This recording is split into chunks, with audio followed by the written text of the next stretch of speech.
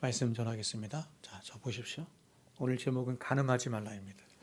십계명 간음하지 말라가 몇 계명이에요? 7계명이죠. 7계명입니다. 지난 시간에 우리가 6계명 봤죠? 살인하지 말라 6계명 보았습니다. 오늘은 7계명 간음하지 말라. 그죠? 부제가 뭐였어요, 오늘? 부제? 그렇죠? 죄에 대한 자각과 성화입니다. 우리가 이 7계명을 지금 7계명의 말씀을 예수님께서 하시는데 이 계명을 문자적으로만 딱 보면 이 간음에 대한 주제로밖에 볼 수가 없는데 실제로 주님께서는 이 말씀을 통해서 하시고 싶어하는 말씀은 간음에 대한 얘기가 아니라 바로 죄의 자각과 우리의 성화에 대한 말씀인 것을 제가 먼저 여러분에게 화두를 던지면서 말씀을 드리는 겁니다. 오늘날 조국교회의 가장 큰 문제 중에 하나가 바로 이 문제입니다. 죄의 자각의 문제입니다. 성경이 말씀하는 우리의 구원과 신앙과 삶의 가장 큰 주제이자 핵심이 바로 이 죄의 문제이고 죄의 자각에 대한 문제인데 사람들은 이 죄의 문제를 아주 가볍게 여기거나 혹은 피상적으로 여기거나 혹은 이 죄에 대한 지식조차 아주 잘못된 지식을 가지고 있는 것이죠. 그래서 이 죄에 대한 잘못된 자각의 문제로 인해서 또 다른 왜곡의 문제가 우리 안에 발생했으니 첫 번째가 뭐냐면 구원론입니다. 구원에 대한 어떤 이해나 구원에 대한 정의나 구원에 대한 이 잘못된 생각이 우리에게 생긴 것이고, 두 번째 그것은 뭐냐면 성도의 삶에 가장 중요한 건데 성화의 문제, 그죠? 성화에 대한 문제가 잘못된 것입니다. 즉 사람들이 가장 근본적인 죄에 대한 바른 이해를 갖지 못하거나 혹은 왜곡된 지식을 가짐으로 기독교가 말하고 싶어하는 이 구원과 혹은 성화에 대한 바른 지식이나 이해 역시 갖지 못하게 된 것이고, 그래서 전반적인 기독교에 대한 어떤 오해나 왜곡이 아주 편만하게 저는 있다 이렇게 생각을 해요. 이런 면에서 오늘 우리가 함께 읽은 이 본문의 말씀은 과연 성경이 말씀하는 죄가 무엇이고 또 성도가 이루어야 할 성화의 삶이 무엇인지 아주 일목요연하게 주님께서 정의하여 주시고 설명하여 주시는 말씀이다 이렇게 할 수 있습니다. 먼저 오늘 주님이 다시는 본문의 주제는 바로 십계명의 제7번째 계명 간음에 관한 문제입니다. 십계명 제7계명이 이렇게 됐죠. 간음하지 말라 이렇게 돼 있어요.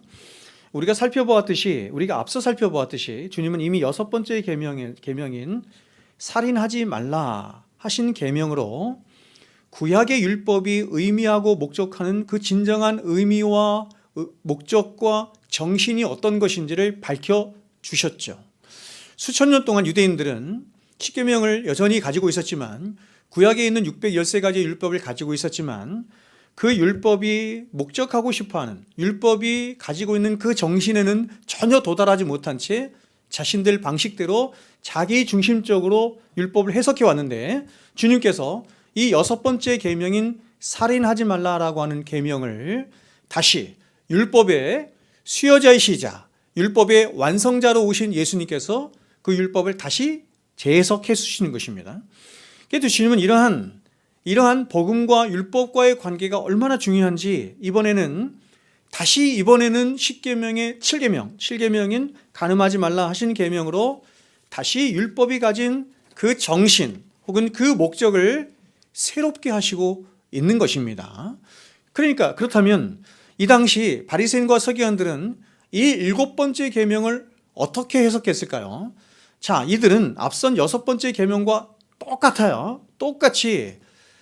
똑같을 수밖에 없겠죠. 왜냐하면 율법을 대하는 태도가 그렇기 때문에 6번째 계명과 똑같이 7번째 계명 또한 보십시오. 간음이라고 하는 어떤 한 행위에 이 율법을 국한시켜서 문자적으로 이 7번째 계명을 해석하는 것입니다. 그래서 이들은 앞선 6번째 계명과 마찬가지로 자신들이 간음이라고 하는 구체적인 어떤 행위를 하지 않은 이상 자신들은 깨끗하다라고 생각했을 뿐만 아니라 더 나아가서 그렇게 겉으로 보여지는 율법 지킴을 통해서 자신들의 율법 지키는 어떤 행위를 통해서 하나님 앞에 자신들은 의롭다 이렇게 생각을 한 것이에요. 여러분, 이것이 간단하지가 않습니다. 간단하지가 않고 오늘날 굉장히 많은 사람들이 이러한 늪에 빠져 있기 때문에 제가 말씀을 드리는 거야.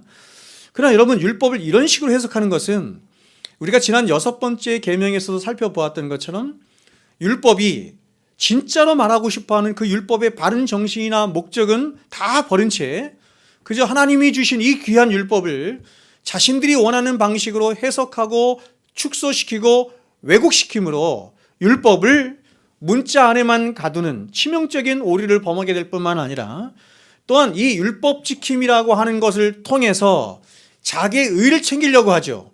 율법의 목적은 그것이 아닌데 율법을 지킴을 통해서 자기 의를 챙기려고 하는, 근데 그 자기 의를 챙기려고 하는 것이 하나님 앞에 가장 큰 죄가 되는 거거든요. 오히려 율법이라고 하는 것은 우리 안에서 자기 의를 부정시키고 기각시키도록 하기 위해서 하나님이 주신 것이 율법인데, 이 바리새인들은, 더 나아가서 유대인들은, 아니 모든 인간들은 오히려 이 율법 지킴을 통해서 자기 의를 챙기려고 했다, 이런 말이에요.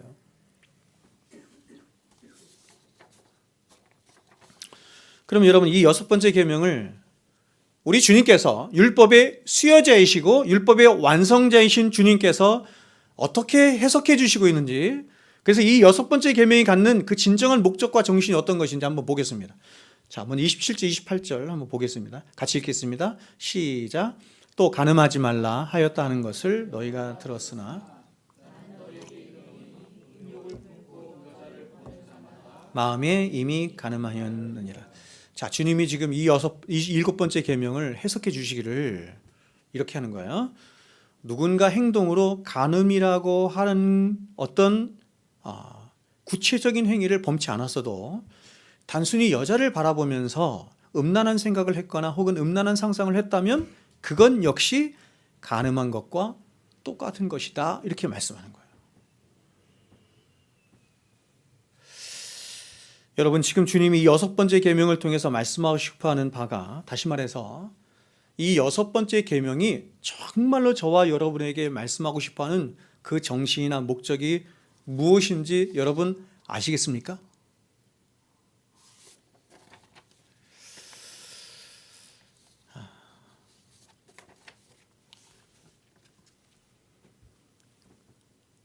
오늘날 대부분의 사람들은 주님께서 이렇게 율법을 명확하게 해석해 주셨음에도 불구하고 여전히 교회 다니는 사람들 중에 많은 사람들은 바리새인처럼 이 율법을 그렇게 대하거나 해석을 하고 있습니다. 그래서 자신의 신앙도 그렇게 가지고 있어요.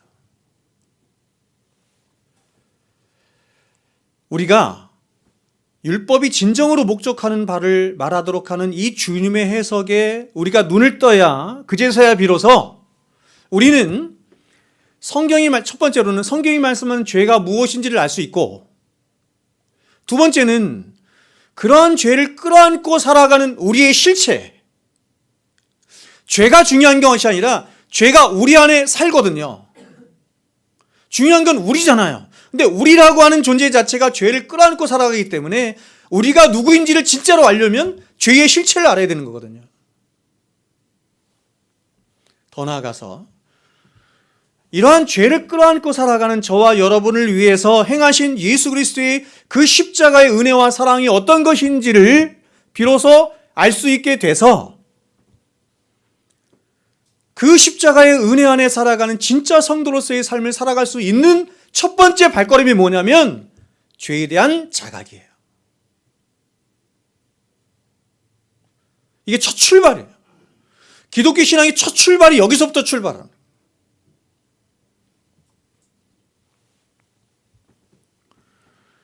제가 나중에 다시 말씀드리겠지만, 제가 왜 이것을 이렇게 강조하냐면 오늘날 기독교가 여기서 출발하지 않기 때문에.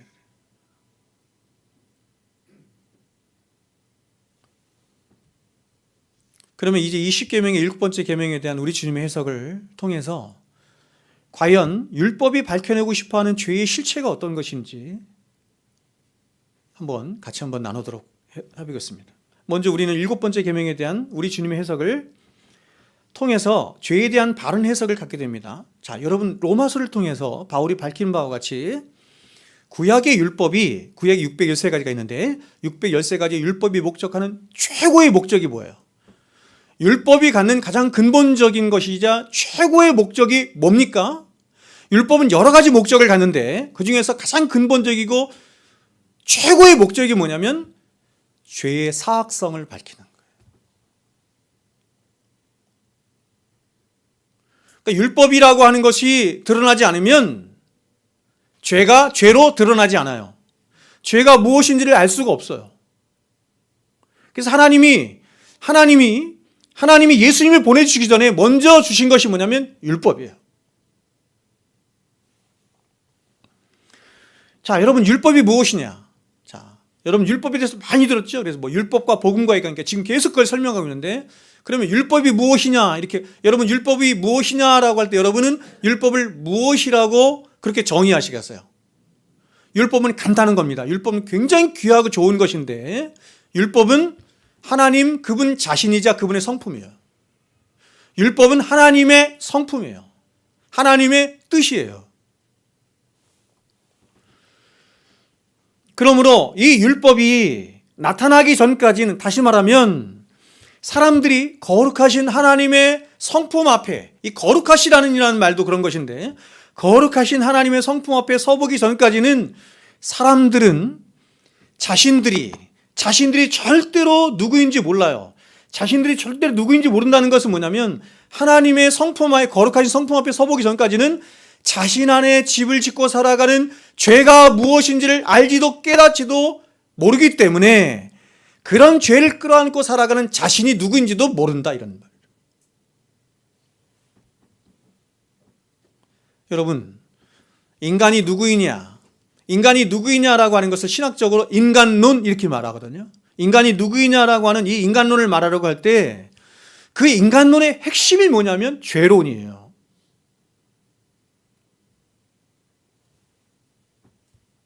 여러분, 인간이 누구이냐라고 하는 것을 생물학적으로, 의학적으로, 사회학적으로, 심리학적으로 여러 가지로 세상 사람들이 설명을 하잖아요. 말을 하잖아요. 그렇죠?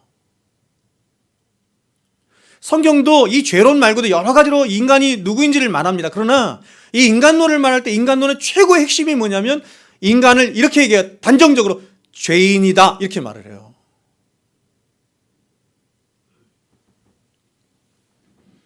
그런데 이렇게 인간 자신이 누구인가 하는 것을 깨닫도록 하는 죄론이 오늘날 현대를 살아가는 사람들에게는 가장 인기가 없어요. 당연하겠죠, 여러분. 특별히 여러분 포스트 모더니즘이 지배하는 오늘날 사람들에게 가장 인기 없는 주제가 여러분 이 죄론이에요. 왜냐하면 포스트 모더니즘은 뭐를 얘기하냐면 사람들에게 뭘 얘기하냐면 세상의 주인은 사람이다. 너의 인생의 주인은 너다. 이렇게 말하거든요. 이 포스트 모더니즘이 이 세상에 가장 중요한 이 화두이자 주제가 뭐냐면 자아거든요. 에고. 나거든요, 나. 누가 제일 중요하냐? 내가 제일 중요해요. 제가 수요일날 여러분에게 교회론 말씀드리면서 교회의 본질에 대해서 말씀드리면서 이렇게 말했어요. 교회와 나와의 상관관계를 얘기할 때 교회가 먼저냐 내가 먼저냐. 여러분 내가 먼저예요 교회가 먼저예요? 교회가 먼저거든요. 여러분 오늘날 교회가 먼저라고 생각하는 성도들이 세상에 얼마나 있어요. 성경은 교회가 먼저래요.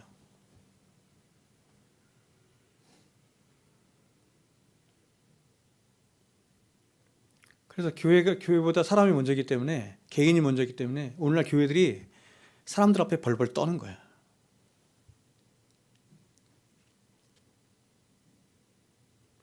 나 기분 나쁘게 하면 교회 떠난다. 가만 안 있을 거야.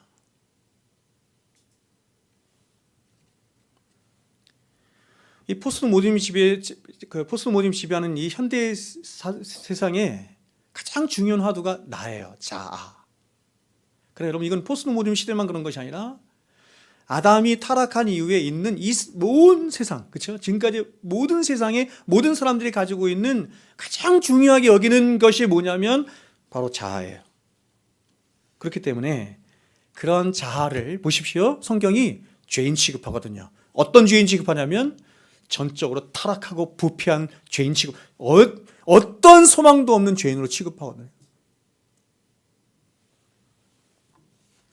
누가 좋아하겠어요? 그런 메시지를 누가 좋아하겠냐? 아담이 죄를 지은 이후 아담 안에 있게 된 모든 인류는 태어나는 그 순간부터 어떻게 태어나냐면 자기 중심성 안에 태어나요. 사람은 하나님이 사랑 안에 지으셨거든요. 사랑 안에 지으셔서 사랑하며 살도록 하나님이 피조하셨어요. 사람은 사랑을 먹고 사랑하며 살아갈 때 진정한 안식을 누리는 자예요. 근데 그 사랑이 어떤 사랑이냐면 아가페의 사랑이에요. 하나님의 사랑이에요. 그래서 인간이, 제가 나중에 다시 말씀드리겠지만 사랑을 잃어버리는 것은 다 잃어버리는 거예요. 제가 여러분에게 말씀드린 것처럼 영화든 소설이든 시든 모든 인간사의 가장 큰 주제적 관심이 사랑이잖아요. 그만큼 사람은 사랑을 갈구해. 근데 그 사랑을, 어떤 사랑을 갈구해야 되냐면 하나님의 사랑을 갈구해야 되거든요. 하나님의 사랑을 받고 하나님의 사랑을 누리며 그 사랑 안에 하나님을 사랑하고 이웃을 사랑하며 살아갈 때 사람은 참된 안식을 갖는데, 인간이 하나님을 떠나서 그 사랑에 인해서 끊긴 거거든요. 그럼에도 불구하고 사람은 여전히 종교의 씨앗이 남아있어서 사랑을 갈구해. 근데 그 사랑을 잘못 갈구하는 거죠. 왜요? 사람 안에 있는 죄 때문에. 사랑과 사람 안에 있는 사랑을 갈구하는 마음과 사람 안에 있는 죄가 딱 만나서 또 다른 사랑을 갈구하게 되었으니 그 사랑이 어떤 사랑으로 나타났다? 자기 사랑으로 나타나는 거예요. 그 사람은 태어나면서 죽을 때까지 사랑이 없으면 못 살아. 근데 그 사랑을 빗나간 자기 사랑으로 가는 거예요. 사람이 태어나서 죽을 때까지 배우고 학습하고 익히고 추구하고 따라가고, 그래서 그것을 위하여 땀 흘리고 노력하고 애쓰는 모든 것이 뭐냐면 자기 사랑이에요. 맞아요, 안 맞아요?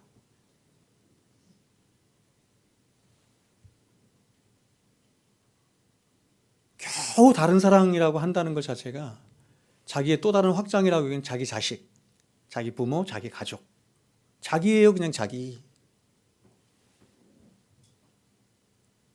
하나님이 이런 자기로부터 해방시키기 위해서 예수를 보내신 거예요. 사람은 그런 자기에게 노예가 되어 있는 이상, 갈라디아서에서 우리가 노예되었다 이렇게 하거든요. 노예됐는데 어떤 노예가 됐냐면 세상의 노예, 죄의 노예에 대해, 그 다음에 마귀의 노예, 가장 중요한 게 뭐냐면 우리 자신의 노예, 이렇게 얘기해요. 그것으로부터 해방시키기 위해서 오셨다 이렇게 말해요.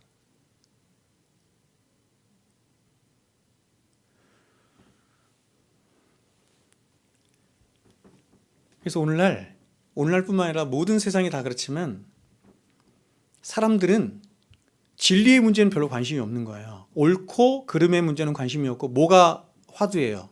자신의 인생에 좋고 싫음이에요. 내가 좋으냐 내가 싫으냐. 왜? 내가 주인이거든요. 내가 왕이거든. 내가 하나님이거든. 그래서 이 포스트 모더니즘 그 시대의 가장 중요한 단어가 뭐냐면 느낌이거든요. 느낌. 내가 뭘 느끼느냐가 중요해요. 진리가 뭘 말하느냐가 중요한 게 아니라 내가 뭘 느끼냐가 진리거든요. 그래서 이런 나를, 세상의 온 우주의 중심이 된 하나님과 같은 나를, 내가 가장 소중히 여기는 나를 누군가가 기분 나쁘게 만들고 나의 감정을 상하게 하면 안 돼. 그게 목사라도 안 돼. 그게 하나님이어도 안 돼. 근데 하나님의 말씀은 계속 사람의 마음을, 감정을 어떻게 해요? 거스르잖아요. 기분 나쁘게 하죠. 왜요? 죄인이라고 하니까. 그래서 예수님이 오셔서 은혜의 복음을 말씀하실 때 은혜의 복음의 가장 전제가 너희들은 다 죄인이야 이거거든요.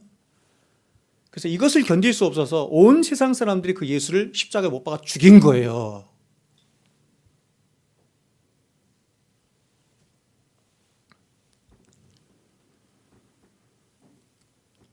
이렇게 자기의에 취해 있고 자기 자존감에 목말라 있는 모든 인간들은 교회를 다닌다고 하면서도, 하나님을 믿는다고 하면서도 성경이 자신들을 향해서 죽을 죄인이라고 말씀하면 싫은 것이고, 또 너희들의 모든 의와 자랑은 더러운 옷과 같을 뿐이다, 이렇게 하면 거북스러운 거예요.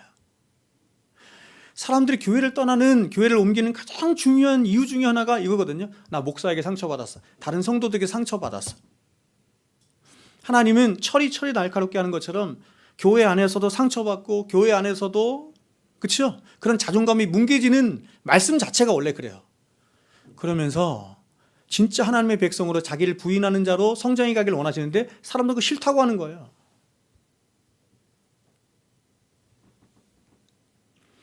자신이 평생 쌓아온 게 있어요.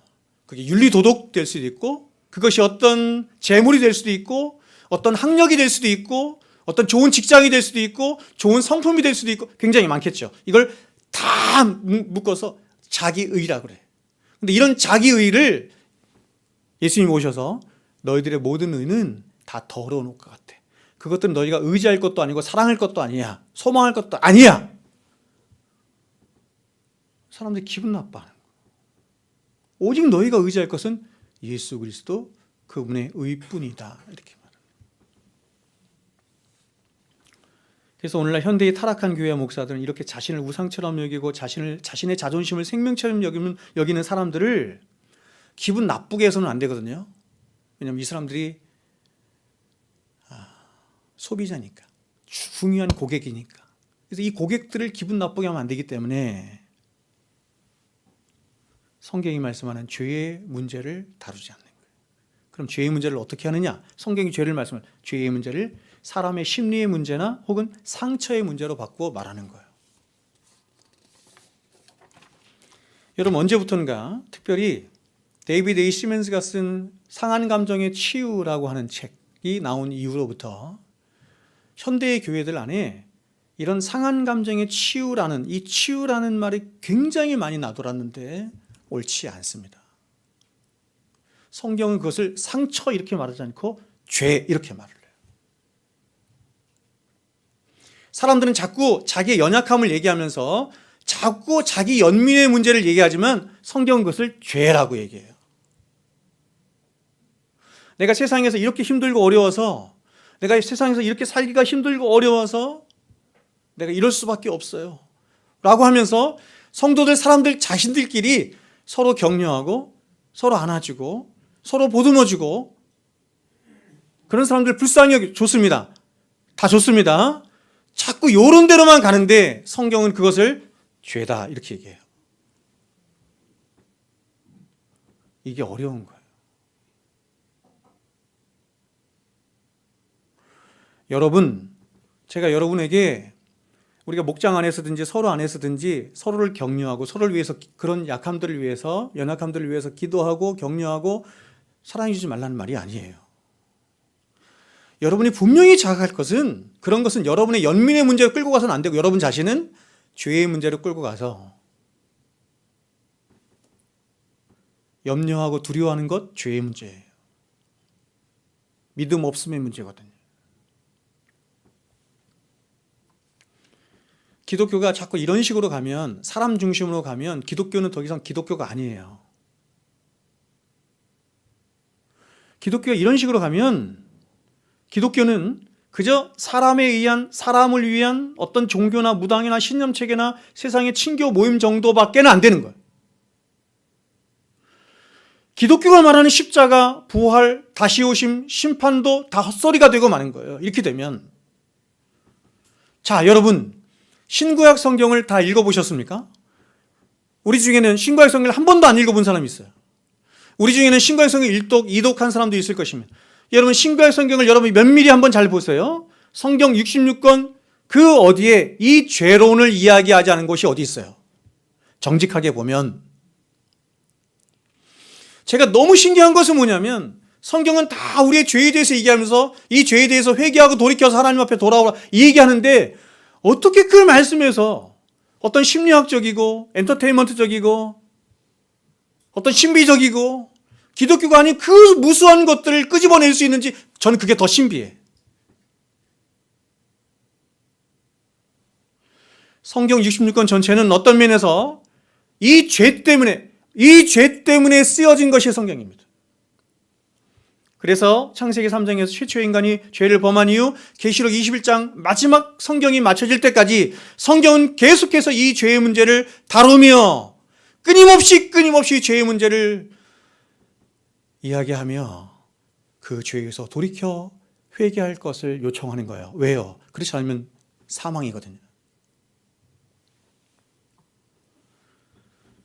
그러므로 여러분, 제가 이 시간에 여러분에게 분명하고 제가 목사로서 정직하게 말씀드리는 것은, 여러분 이 죄론에 대해서 분명하게 알지 못한 채로는 절대로 여러분은 기독교가 말하는 구원이 무엇인지도, 기독교가 말하는 은혜가, 사랑이 무엇인지, 더 나아가서 기독교가 말하는 천국이 무엇인지 알 수 없어요.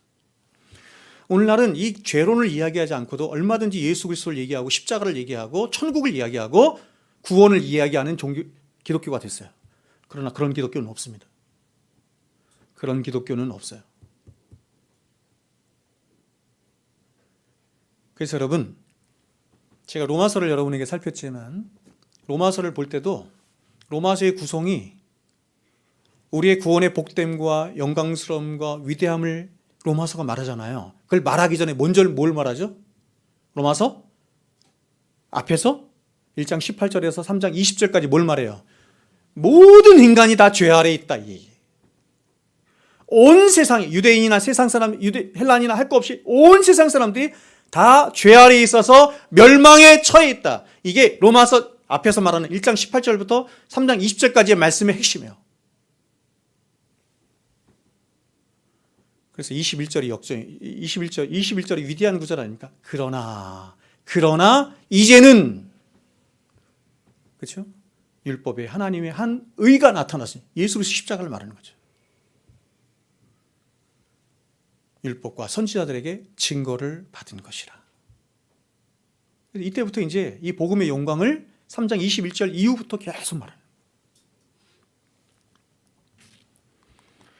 여러분, 이것이 왜 그런지 제가 간단하게 교리적으로 한번 설명을 좀 해보겠습니다. 먼저 주님의 십자가에서의 죽으심을 한번 생각해 보십시오.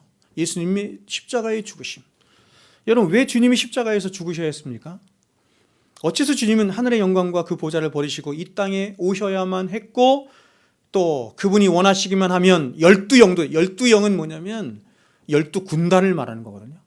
그 많은 천사들을 보내서 자신을 보호하시며 원수들을 진멸하실 수 있었을 것인데, 왜 주님은 굳이 그 모진 십자가의 길로 사람이 되어 오셨고 그 모진 십자가의 길로 요지부동하여 걸어가실 수밖에 없었는가? 즉, 그분의 십자가는 우리에게 가장 먼저 뭘 말하는가?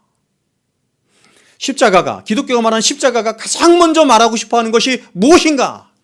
우리는 십자가에서 위대한 하나님의 사랑을 봅니다. 위대한 하나님의 공의를 봅니다. 그러나 하나님의 사랑과 공의를 보기 전에 기독교가 말하고 싶어하는 그게 아니에요. 기독교가 말하고 싶어하는 십자가는 가장 먼저 그걸 말하고 싶어하는 것이 아니라, 너희들은 이렇게 십자가에 못 박혀 죽은 예수처럼 죄로 인해 멸망당해 죽을 수밖에 없는 죄인이라고 하는 것을 말하는 거예요.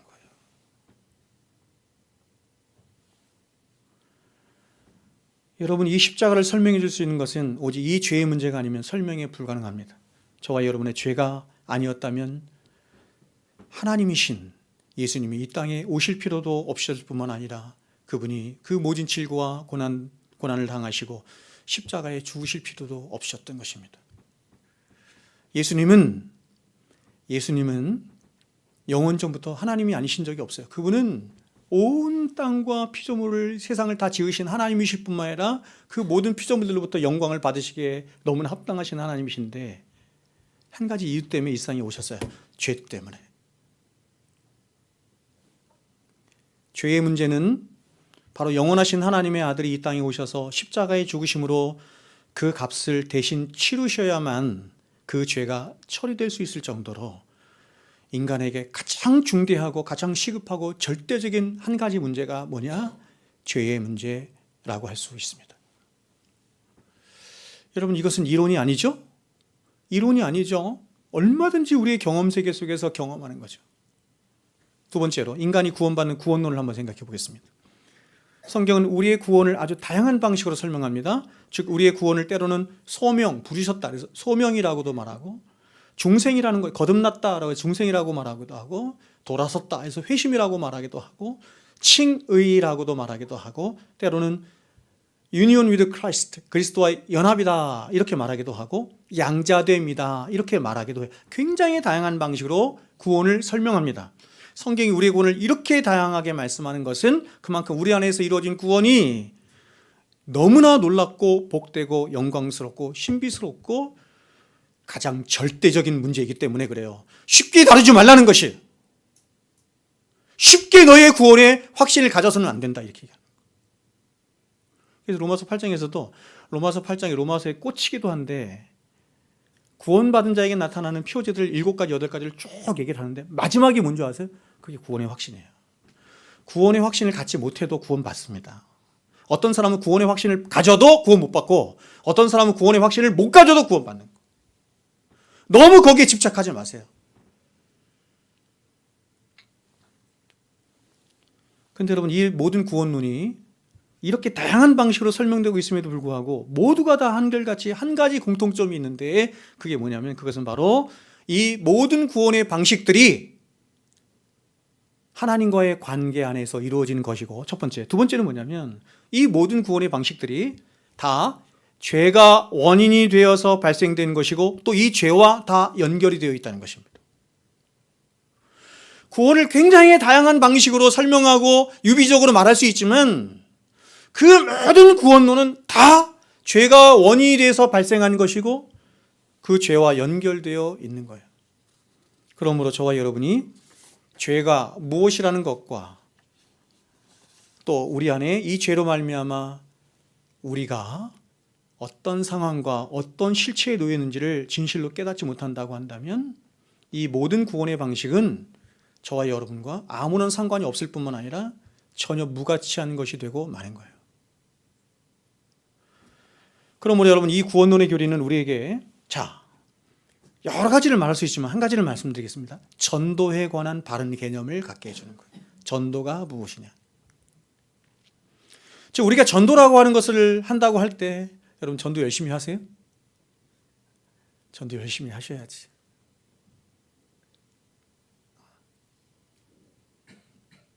제가 집사 질문지 이렇게 보면서 보니까 대부분이 다 전도 못한다고 돼 있더라고요.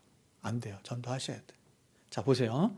우리가 전도라고 하는 것을 한다고 할 때 우리가 이 죄에 대한 분명한 이해와 죄에 대한 바른 자각을 말하지 않는 이상, 죄가 무엇인지를 말하지 않는 이상 그것은 성경이 말씀하는 전도가 아니에요.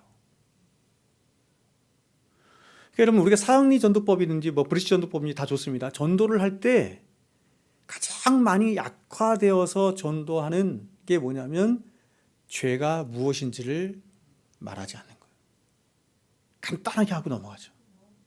간단하게. 성경이 말하는 죄. 그래서 우리가 그 죄를 품고 살아가는 우리가 과연 하나님 앞에 어떠한 실체에 있고 어떤 상황에 놓여 있는지를 바로 말하지 않는 이상 그 다음에 있어지는 모든 복음의 설명은 다 헛개비예요. 그러므로 여러분, 오늘날 교회 안에서 전도를 할 때 상품을 걸고 전도를 시킨다든지, 그렇죠? 제가 말씀드렸죠. 부산에 있는 한 교회에서는 마티즈 걸었어요. 옛날 마티즈도 걸고 냉장고도 걸고 TV도 걸고 제일 많이 전도하는. 그렇죠, 여러분? 제가 말씀드렸다시피 그 교회에서 2등 한 사람이 누구냐면 2등 한 사람이 누구냐면 2등 한 사람이 고등학교 교장 선생님이었어요. 애들 다 데리고 온 거예요. 1등이 누군지 아세요? 1등? 1등이 군대 대대장이었어요. 연대장인가 대대장인가.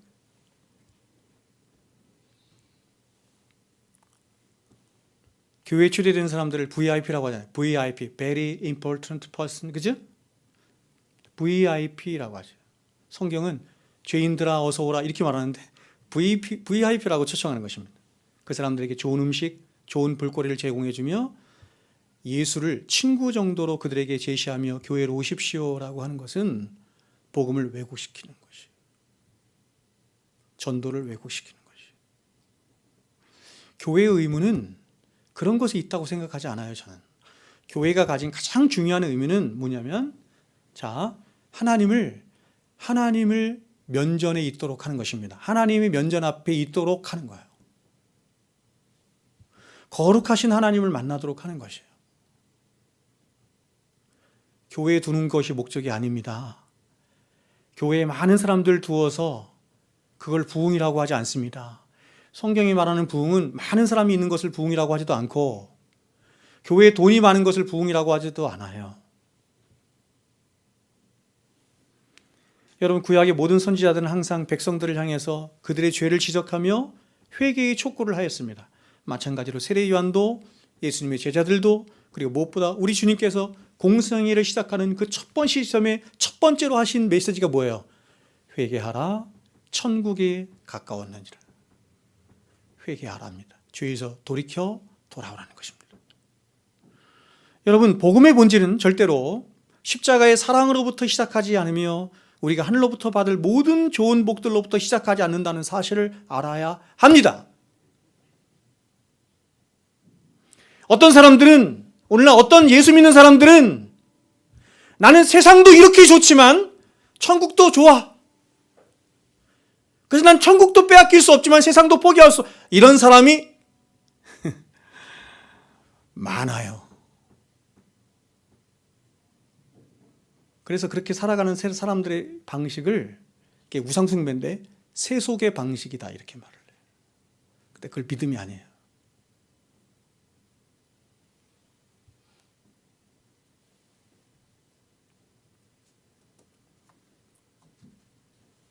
하늘의 복도 다 받고 세상의 복도 다 받은 것을 오늘날 사람들은 그리스도인의 성공이다 이렇게 얘기하고 축복이다 이렇게, 그런 기독교는 없어요. 얼마 전에 제가 유튜브를 한번 보니까 이찬수 목사님이 한번 굉장히 옳은 소리를 하시더라고요. 이렇게 말씀하시더라고요.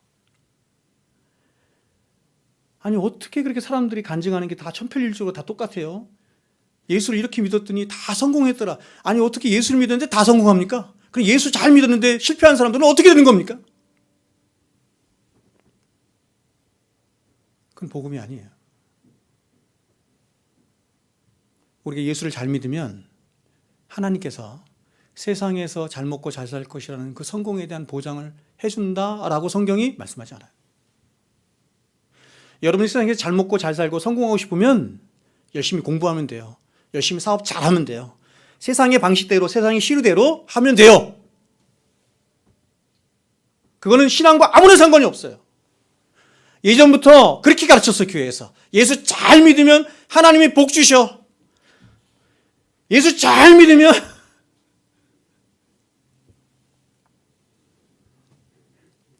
아니, 그러니까 제가 예전에 있는 어떤 한 교회 목사가 그렇게 하는 거예요. 고등학교 애들이 시험 볼 때가 됐는데 이렇게 얘기를 하는 거죠. 여러분, 우리 교회 안에 있는 고등학교 3학년 학생들의 시험을 이번에 대박 칠 수 있도록 기도해 주십시오. 대박 나게 기도해 주십시오. 아이들이 공부를 잘해가지고 시험 잘 보는 거는 아무것도 아닙니다. 그건 너무너무 그냥 자연스러운 거지만 아이들이 공부를 못하는데 시험을 잘 보는 것은, 그것은 기적입니다. 그런 기적이 우리 교회 안에서 많이 일어날 수 있도록 기도해 주십시오. 도둑놈대라고 하는 거예요. 그건 기독교가 아니에요. 여러분, 잊지 마십시오. 하나님 우리에게 절대로 우리가 예수 잘 믿으면 세상에서 너희가 잘 먹고 잘 살 수 있도록 내가 너희에게 모든 것을 보장한다 이렇게 약속하지 않아요.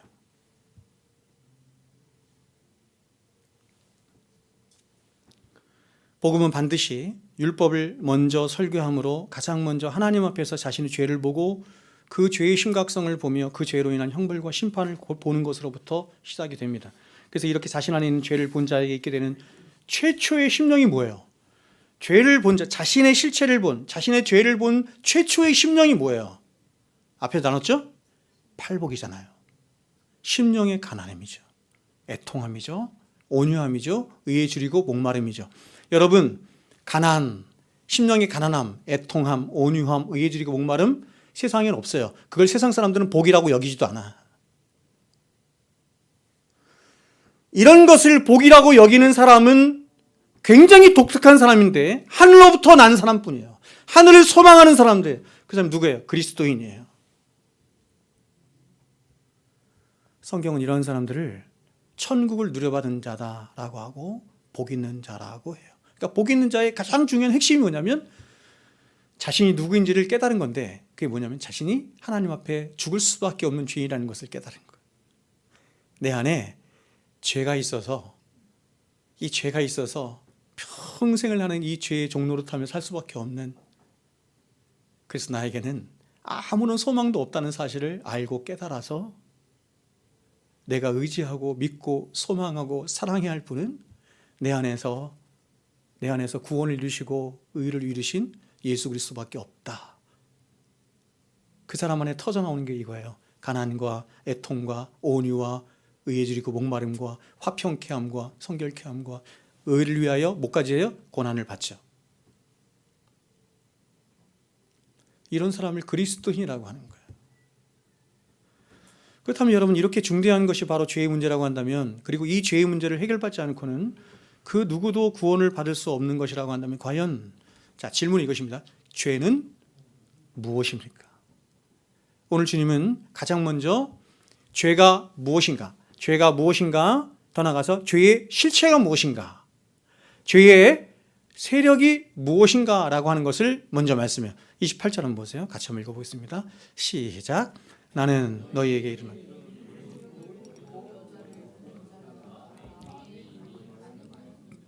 자, 보세요. 이 말씀을 바리새인처럼 그냥 문자 안에만 딱 갖춰놓고 보면은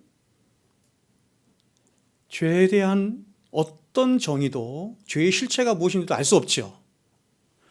주님은 여기서 가장 먼저 이 죄라는 것이, 보세요, 우리의 행동과 행위만의 문제가 아니고 바로 이러한 행동을 있게 만든 더 근본적인 문제임을 말하는 거죠. 그게 무슨 문제예요? 마음의 문제, 근원의 문제다, 이렇게 말하는 거예요. 여러분, 여기서 주님이 음욕을 품은 자마다 마음에 이미 간음하였다라고 하신 것은 우리가 마음으로 생각만 해도 죄가 된다라는 어떤 죄에 대한 피상적인 생각을 하시고자 이렇게 말씀하신 게 아니고, 이것은 그러한 행실을 낳게 하는 뿌리가 어디 있는지를 좀 봐라, 이렇게 말하는 거예요. 그게 핵심이라는 겁니다. 자, 여러분, 어떤 사람이 몸 안에 암덩어리가 있어요. 암덩어리가 있어서 만성 피로를 느끼고 몸의 기능도 약화되어 가고 있다고 한번 가정해 보겠습니다. 그런데 이 사람은 그것도 모른 채 그저 피로회복제나 먹고 건강식품이나 먹으면서 열심히 운동을 하려고 해. 그럼 여러분, 이 사람의 결국은 어떻게 되겠어요? 머지않아서 암 때문에 죽어요. 이 사람은 지금 자신의 건강과 생명에 대한 가장 치명적인 오류를 범하고 있는 거죠. 자신 안에 암덩어리가 있는 것을 보지 못하고 자꾸 다른 걸 생각하는, 겉으로 드러나는 것. 가장 중요한 것은 자신 안에 암이라고 하는 질병이 있어서 이 암을 고치고 치료하고 수술해서 암을 낫는 것이죠. 그러면 소망이 없잖아요. 죽잖아요. 이것이 가장 중대하고 시급한 문제인데, 이 사람은 암이라고 하는 질병에 대해서는 간과한 채 그 암으로 인해서 나타나는 형상들에만 관심을 갖고 자꾸 뭐 하고 있는 거야? 피로회복제 먹고 자꾸 몸 추스리려고 하고 이렇게 하는.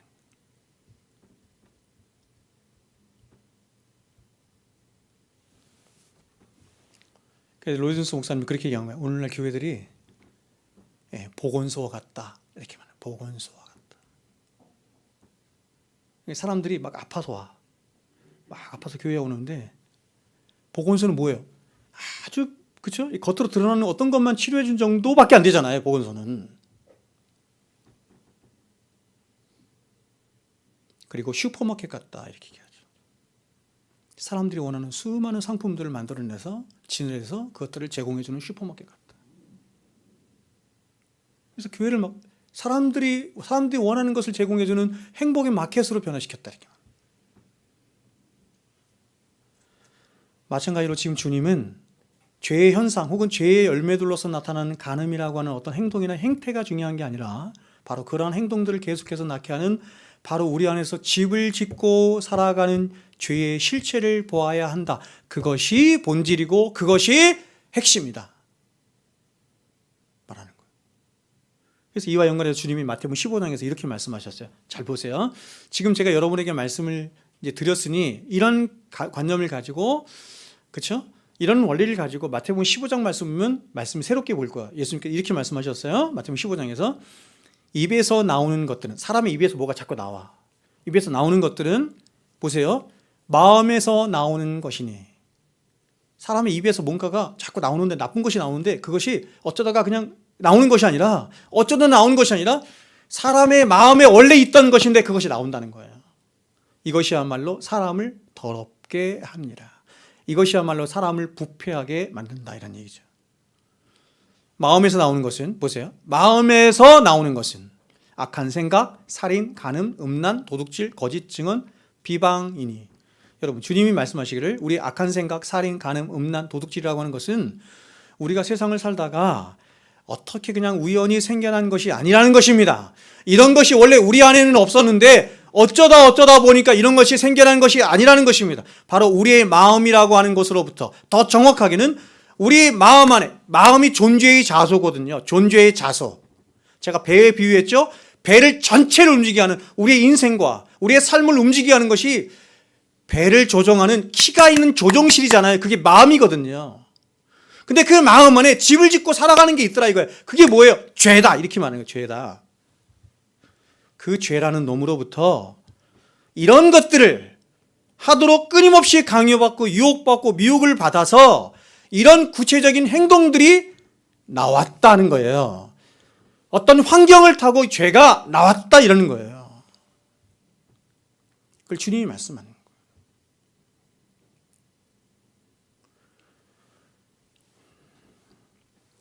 이해하시겠어요?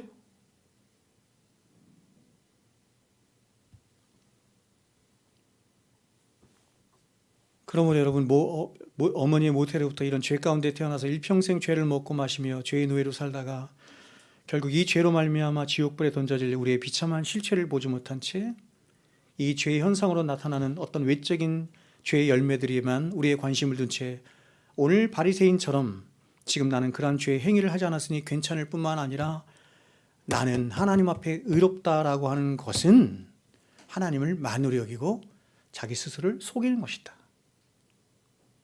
여러분, 이런 짓을 누가 한다고요? 바리새인과 서기관이 하죠. 이런 짓을 누가 한다고요? 세상의 모든 종교가 하는 거예요. 모든 종교가 하는 거예요.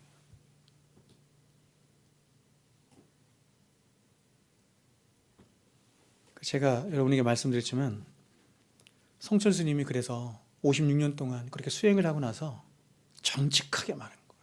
내가 56년 동안 그렇게 수행을 했지만, 그렇게 고행을 했지만 나는 내 안에 있는 죄를 어떻게 할 수가 없어서 무간지옥에 떨어진다. 정직한 말이죠.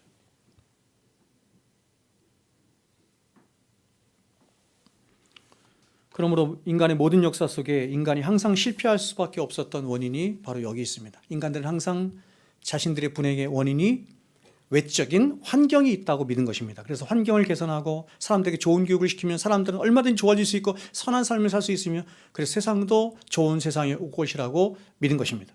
그러나 여러분, 정말 그렇습니까? 우리는 지난 수세기 동안 이러한 인간의 모든 도모가 얼마나 어리석고 실패한 역사든지, 그래서 이러한 방식으로는 인간의 본질을 단 1도 바꿀 수 없다는 사실을 얼마나 뼈저리게 깨달았는지 모릅니다. 세상은 점점 더 좋아지고 환경은 개선되며 엄청난 지식의 홍수들은 넘쳐나지만 정말 아이러니하게도 세상과 사람들은 점점 더 악해져 가요. 죄로 인한, 창세기 3장에서 죄가 들어오거든요. 죄가 들어오자마자 죄로 인한 사중적인 분열이 나요. 하나님과 우리 사이의 분열, 인간과 인간 사이의 분열, 인간과 자연 사이의 분열, 인간 자신 안에서의 분열이 일어나는데, 이런 여러분 죄의 사중적 분열이 창세기 3장 이후로 지금까지 점점 더 증가되고 있어요. 지금은 아주 폭발할 지경이에요. 제가 지난번인가요? 화요일날 성경 공부 시간에 잠깐 얘기를 했는데, 존 메가더 목사님 아시죠? 미국의 존 메가더 목사님이 설교하신 걸 제가 잠깐 봤는데, 목사님 이렇게 말씀하시더라고요. 내가 한 번은 청년 집회를 갔는데 많은 청년들이 헌신을 하면서 내가 주를 위해서 살고 싶습니다. 내가 주를 위해서 세상을 변화시켰습니다. 그렇게 얘기를 하더래. 그래서 존 메가드 목사님이 그 청년들 향해서 한마디를 했대요. 야, 세상 변화시키니 너희나 변화시켜라. 여러분, 기독교는 우리에게 세상을 변화시켜라 이렇게 말하자. 그걸 변혁적 세계관이라고 하는데 그렇게 명령한 적이 없어요. 저와 여러분에게 세상을 변화시킬 만한 어떤 근거나 힘이나 그게 있어요? 그렇게 하면 돼요? 노력하면 돼요? 비전을 갖고 꿈을 가지고 열심히 하면 돼요? 택도 없는 얘기죠. 아니, 우리 자신 하나 변화시키지 못하면서 여러분 자신 변화시킬 수 있어요? 여러분의 궁극적인 문제가 뭔지 아세요? 인간의 문제는 항상 여기 있는 거예요. 그래서 계속 실패하는 거예요. 교육 정책도 실패하고 다 실패하는 거예요. 이걸 간과하기 때문에.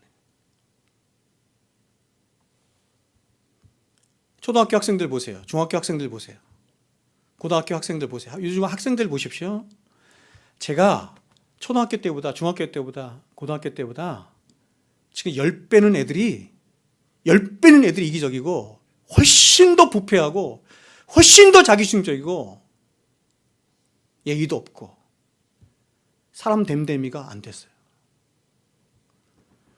지난 수십 년 동안 그렇게 많은 것들을 아이들한테 쏟아부었습니까? 쏟아부었잖아요. 다 좋은 것도 쏟아붓고 교육정책, 아이들을 위해서 아이들 중심으로, 그렇죠? 그래서 선생님들이 고통받게 됐죠. 지금 다 선생님의 권위를 다 무너뜨리고 그렇게 한 결과가 뭐예요? 아이들 안에 있는 죄성을 더 키울 뿐이었죠.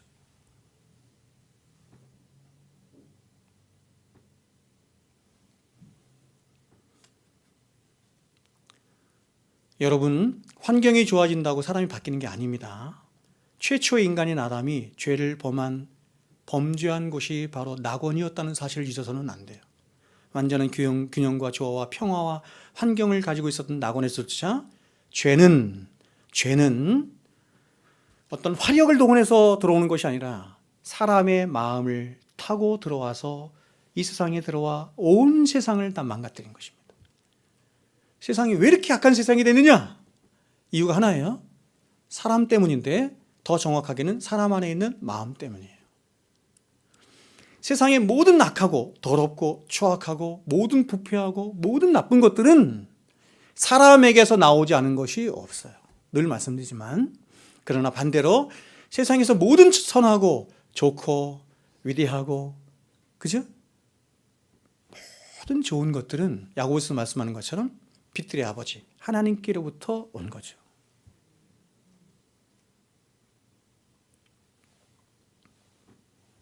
그러므로 여러분, 가장 중요한 게 뭐냐면 사람의 마음입니다. 마음. 사람의 마음. 만물보다 부패하고 만물보다 부패한 것이 사람의 마음이라. 누가 이를 알리오마는, 사람의 죽고 사는 것이 이 마음에 달렸던.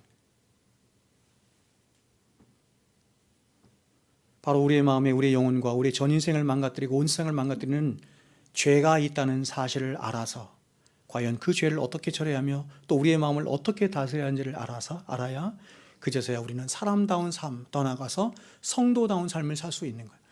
그래서 제가 유아세례 교육시키면서 우리 두 부모된 자들에게 이렇게 얘기를 했어요. 우리 이준이가 크기 전에라는 것이 이것입니다. 유치원이나 학교를 가기 전에 부모로부터 배워야 하는 3가지 지식이 있으니 다른 건 하나도 안 배워도 된다. 영어도 못해도 되고 한글도 못해도 되고 아무것도 못해도 되는데 3가지 지식을 배워야 되는데, 요게벳이 모세에게 가르쳤던 것처럼 3가지를 배워야 되는데, 그 3가지가 뭐냐면 첫 번째는 하나님이 누구신가, 두 번째는 내가 누구인가. 이걸 이렇게 될 수 있어요. 인간이란 어떤 존재인가, 내가 누구인가. 세 번째는 세상이 어떤 세상인가. 내가 누구인가 하는 것에 대한 가장 본질적인 여러분 지식은 뭐예요? 내가 하나님 앞에 죄인이라는 것입니다. 그걸 가르쳐야 된다는 것이죠. 세상에 대하여 가르칠 것은 그 세상이 예수 그리스도를 십자가에 못 박아 죽인 세상이다라고 하는 것을 가르쳐야 되는 거예요.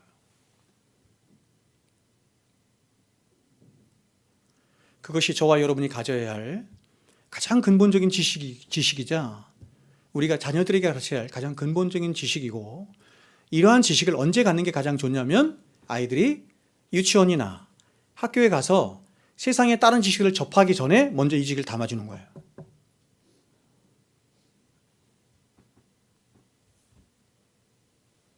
성경은 아이들에게 바른 지식을, 참된 지식을 학교에 가서 배우게 하라, 교회에 가서 배우게 하라 하지 않아요. 철저하게 가정입니다. 가정. 그래서 오늘 주님은 이 죄를 어떻게 다루어야 하는지, 다시 말해 저와 여러분이 성화의 삶을 어떻게 살 수 있는지 다음과 같이 말씀하셨습니다. 29절 30절 같이 한번 읽어보겠습니다. 시작. 만일 내 오른 눈이 너를 실족하게 하거든 빼어버리라. 내 백체 중 하나가 없어지고 온몸에 지옥에 던져지는 것이 유익하며, 내 오른손이 너를 실족하게 하거든 찍어버리라. 내 백체 중 하나가 없어지고 온몸이 지옥에 던져지는 것이 유익하니라. 자, 보세요. 여러분은 이 본문을 어떻게 해석하시겠습니까? 굉장히 어렵잖아요. 역사적으로 어떤 무리의 사람들은 이 본문을 문자 그대로 해석해서 실제로 눈을 뽑거나 혹은 신체를 찍어내는 방식으로 자신 안에 있는 죄를 다루는 사람들이 실제로 있었습니다. 제가 어떤 쓰기에서도 봤는데 중국에 있는 어떤 사람은 이게 구두수성공이었는데 구두수성공을 하면서 자꾸 이렇게 앞에서, 그쵸? 뭡니까? 앞에서 지나가는 여인들을 자꾸 이렇게 두는 거예요, 눈을 뽑아버렸대, 한 눈을. 그러나 여러분, 성경을 이렇게 해석하는 것은 절대로 성경이 말씀하는 율법의 정신이나 목적과는 전혀 동떨어진 해석이고, 또 이렇게 죄를 다루는 것은 절대로 이렇게 죄가 다루어지지 않아요. 왜 그러냐면 그것은 오른 눈을 보세요. 오른 눈을 뽑으면 왼쪽 눈이 살아서 왼쪽 눈이 죄를 져. 마찬가지로 우리의 오른손을 찍어봐야 여전히 우리의 왼손이 남아있어서 다시 그 왼손을 가지고 죄를 져요. 그리고 무엇보다 이런 식으로 우리가 죄를 지을 때마다 우리의 육체를 하나씩 하나씩 찍어내면 육체에 남은 게 하나도 없는 거죠. 다 찍어내야 되는 거지. 우리가 알아야 되는 것은 죄라는 것은 몸에 붙어 있는 게 죄가 아니라는 거예요. 그래서 여러분, 경마하는 사람, 제가 직접 봤네, 그 사람. 경마하고 노름하는 사람들 못 찍어요. 손 찍잖아. 그 TV에 영화에 타짜라고 하는 영화 보니까 막 손에 막 이제 도박이 너무 익은 거야. 돈을 너무 많이 번 거야. 그래서 약속을 했는데 돈을 이제 자기가 잃은 거에 5배, 10배만 벌면 집에 돌아가기로 했는데 못 돌아가는 거죠. 그러니까 이 노름을 가르쳐서 스승이 얘기하는 거야. 야, 손 하나 찍어버려라. 손 하나 찍으려고 화장실에 가서 칼로 못 찔러. 도박판으로 가는 거야. 여러분, 저는 실제로 손 자른 사람 봤어요. 경마장에 가서 돈 다 날려가지고 손 자른 사람 봤어요. 근데 이 사람이 어떻게 했는 줄 아세요? 집도 날리고 다 날렸어. 안 됩니다, 여러분. 죄라는 것은 몸에 붙어 있는 게 아니라는 것입니다. 몸이 무슨 잘못이에요? 몸은 하나님이 주신 것으로 귀한 것인데 우리의 마음 중심에 이 죄가 있는 것이기 때문에 우리가 무엇인가를 잘라낸다고 해서 그 죄가 사라지지 않습니다. 그러므로 오늘날 카톨릭이 지켜내고 있는 사제들의 독신주의, 중세 수도원주의, 오늘 형제단 같은 생각이 얼마나 비성경적인가 하는 것을 우리는 여기서 알 수 있게 되는 것입니다. 사람이란 존재는 수도원에 들어간다고 해서 그 사람 안에 있는 죄가 없어지는 것이 절대로 아니에요. 아무리 깊은 산속에 수도원을 갖다 놓고 또 아무리 높은 울타리를 쳐서 그 안에 사람들을 가둬둔다 해도 사람이 죄인인 이상 사람이 그 부패한 본성 그대로 가지고 수도원에 들어가는 것 외에 아무것도 아니에요. 그러니까 굉장히 어리석은 게, 여러분, 지금 이 카톨릭에서 말하는 게 막 그렇게 수도원에서 평생을 산 사람도 있잖아요. 평생을 살면서 구제하고 하나님 앞에 기도하고 그런 삶을 살았던 사람들은 뭐라고 부르냐면 세인트, 성인 이렇게 부르거든요. 성인 맞아요? 아니에요.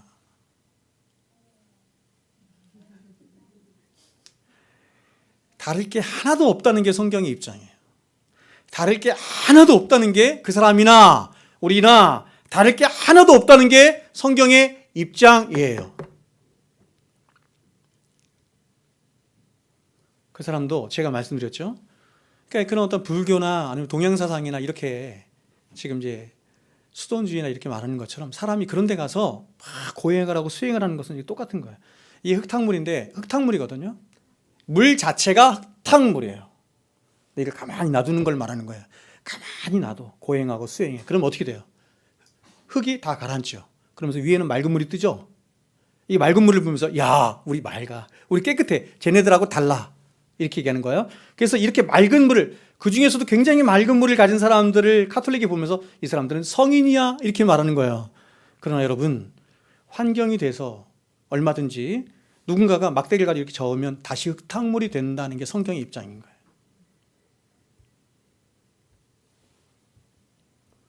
그래서 여러분, 제가 여러분에게 한 말씀드렸듯이, 자, 여러분, 캐톨릭과 우리의 이 구원론에 굉장히 중요한 차이점이 여기 있는데, 성화론에 굉장히 중요한 차이점이 여기 있는데, 그게 뭐냐면 캐톨릭은 의를 하나님이 우리에게 주입시켜 주신다 이렇게 말하는 거예요. 의가 우리에게 주입이 된다 이렇게 말하는 거예요. 근데 우리는 그렇게 말하지 않고 의가 전가된다 이렇게 말하는 거예요. 의는 하나밖에 없는데, 의가 누구예요? 예수님이죠. 예수님인데 그 의가 우리에게 전가돼서 하나님이 그런 우리 안에 있는 의 되신 예수를 보고 너를 의롭다 이렇게 말씀하는 것이지, 우리가 아무리 고행하고 수행하고 별짓을 다 해도 머리끝부터 발끝까지 우리의 이 부패한 본성은 하나도 바뀌지 않는다. 이게 개신교가 말하는 것이고, 캐톨릭은 그렇게 말하는 것이 아니라, 보세요, 주입이 되기 때문에 자꾸 주입이 되면 주입이 될수록 어떻게 돼요? 우리의 손도, 우리의 발도, 우리의 눈도, 우리의 육체도, 우리의 생각도 점점 어떻게 돼? 예수님처럼 바뀌어 간다 이렇게 말하는 거예요. 여러분, 제가 이 말씀을 왜 드리냐면, 오늘날 개신교 안에 대부분 사람들이 가지고 있는, 많은 사람들이 가지고 있는 성화론을 이렇게 갖고 있거든. 자기가 예수님처럼 변화된다고 생각해.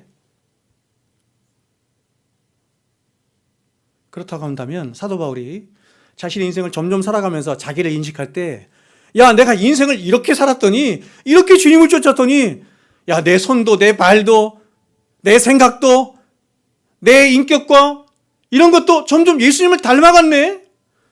이렇게 말했을 것인데 그렇게 말하지 않죠. 그가 인생의 마지막에서 자신의 진짜 실체를 본 마지막이 뭐였냐면, 나라고 하는 인간은 그냥 죄 덩어리구나. 나라고 하는 인간은 머리끝부터 발끝까지 아무런 소망도 없는, 그래서 이렇게 말하는 거죠. 오라 나는 곤고한 자로다. 이 사망의 몸에서 누가 나를 건져내랴 하면서 맨 마지막 한 고백이 뭐였어요? 내가 죄인 중에 괴순이라. 죄인 중에 괴순이라고 한 고백을 처음에 한 것도 아니고 중간에 한 것도 아니고 마지막에서 한 거예요. 나에겐 자랑할 것도 아무것도 없고, 예수님, 내 안에 오신 그 예수님만 나에게 소망이고 유일한 소망이고, 내가 유일하게 사랑할 뿐이고, 내가 유일하게 의지할 뿐이구나. 이게 여러분, 기독교가 말하는 성화론의 핵심이에요. 근데 오늘날 여러분, 기독교 성화론을 사람들이 잘못 이해한 게 뭐냐면, 자꾸 우리가 예수님을 닮아갈 수 있다고 생각하는 거예요. 예수님처럼 될 수 있다고 생각하는 거예요. 그렇다면 여러분, 우리가 시간이 가면 갈수록 30대, 40대, 50대, 60대 가면 갈수록 예수님처럼 점점 변해가. 그럼 여러분 어떻게 하겠어요? 그게 또 교만으로 자리 잡을 거죠. 야, 내가 이만큼 예수님 닮아갔네? 쟤하고 나하고는 다르잖아. 나중에는 어떻게 되겠어요? 예수님과 견주려고 하겠죠? 그게 아닙니다, 여러분. 그러면 여러분, 이 부분을 우리가 어떻게 해석해야 되느냐? 우리는 죄를 어떻게 다루어서 우리의 성화를 어떻게 이루어야 되나? 지금 주님은 가장 먼저 우리의 눈이나 손이나 육체는 하나님 우리에게 주신 너무나 귀하고 복된 하나님이 주신 선물이다 이렇게 말하고, 그러나 이렇게 말하는 거죠. 그렇게 유익하고 복된 하나님의 선물인 우리의 육체가 하나님을 위해 있지 않고 또 하나님의 은혜의 통로로 사용되지 않은 채 너무나 쉽게 하나님을 미워하시는 죄의 도구로 전락할 수 있다. 이게 전제예요. 여러분, 우리 안에는 죄가 있는데 이 죄는 마치 꺼지지 않는 불과 같습니다. 그렇게 이 불은 언제든지 이 불이 붙을 수 있는 기름이 부어지고 환경이 조성이 되면 누구든지 이 불을 내는 거예요. 누구든지 그렇습니다. 그러므로 지금 주님의 이 말씀은 이 죄의 불씨가 기름에 닿지 않도록, 즉 우리 안에 죄의 불이, 그 불이 불이 탈 수 있는 좋은 환경에 노출되지 않도록 죄가 들어오는 그 순간부터 철저하게 하고 우리의 눈과 손처럼 그렇게 요긴하고 유익하며 하나님이 주신 너무나 귀한 선물이라 할지라도 그 귀한 것들을 다 잘라내는 것 같은 엄청난 아픔과 희생을 우리가 감수하고서라도 그 죄가 우리 안에 들어와서 우리를 불사르지 않도록 그 죄를 미워하고 죄를 멀리하며 죄와 피 흘리기까지 싸워야 한다, 이렇게 말하는 것입니다. 자, 그러면 넘어가서, 그러면 왜 하나님은 이렇게 말씀하시는 걸까요? 왜 이렇게 말씀하시는 것입니까? 시간이 너무 많이 가서 제가 이 말씀만 하고 마치겠습니다. 왜 이렇게 말씀하는 거죠? 28절, 29절 같이 한번 읽어보겠습니다. 자, 같이 한번 읽겠습니다. 시작. 다시요. 죄송합니다. 30절, 31절 읽겠습니다. 시작. 또한 만일 내 오른손이 너로 실족하게 하거든 찍어버리라.